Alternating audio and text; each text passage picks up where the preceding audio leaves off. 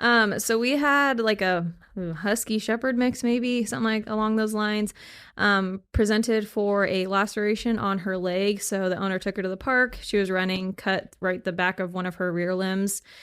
So they brought her in. We did sedate her just so we could get a better look at the wound. And it was just like, it's graphic, but there was a flap of skin hanging off. So like I said, we sedated her, cleaned the area, clipped the hair, and then we sutured it all back together so we were able to save the piece of skin that was there. So we sewed that back down and then sent her home on some antibiotics, anti-inflammatories, and then a cone, so an e-collar. And they're supposed to wear that for about 10 to 14 days is usually how long we leave the sutures in. So they're supposed to keep that e-collar on to prevent the dog from licking the incision, to further, so they don't create an infection, tear open the suture, stuff like that.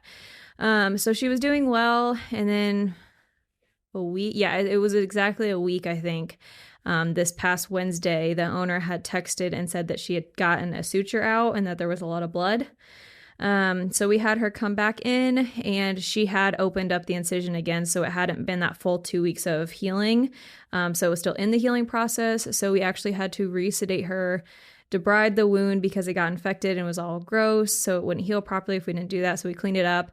And now the owner has to do hydrotherapy, which is you have to apply water, a decent amount of water pressure to that wound 2 to 3 times a day, I think is what they told her to do, or maybe twice a day for 10 minutes. She has to do that because it promotes healing. But the reason that she came back for that is because the owner didn't keep the e-collar on. So even if the dog doesn't seem bothered by the incision, we always recommend keeping it on regardless, unless you can have like full supervision, like you have eyes on the dog all the time, but still the dog, I mean, it takes 2 seconds to lick out a suture. Like it's not hard. Fast. Yeah. And they can get it out with like literally if you look away, they can get it out. So that's why we recommend keeping an e-collar on at all times. Even, like I said, even if they're doing great, keep it on for the full 2 weeks, because she had a second surgery that could have been avoided. And now the owner, not that the owner's willing to do it, it's just hydrotherapy is a lot of work. Nobody really wants to do that. So she could have avoided it by keeping the e-collar on. So always listen to your vet. Listen to your vet. It's temporary. Or keep it covered, one of the two. I mean, money too, so you're not paying for that second procedure and further treatments to help something that could have been easily prevented. Sure. Yep. So, but she's doing fine now. So good. It'll heal. Just more time healing too. Yeah, More restriction for the dog, and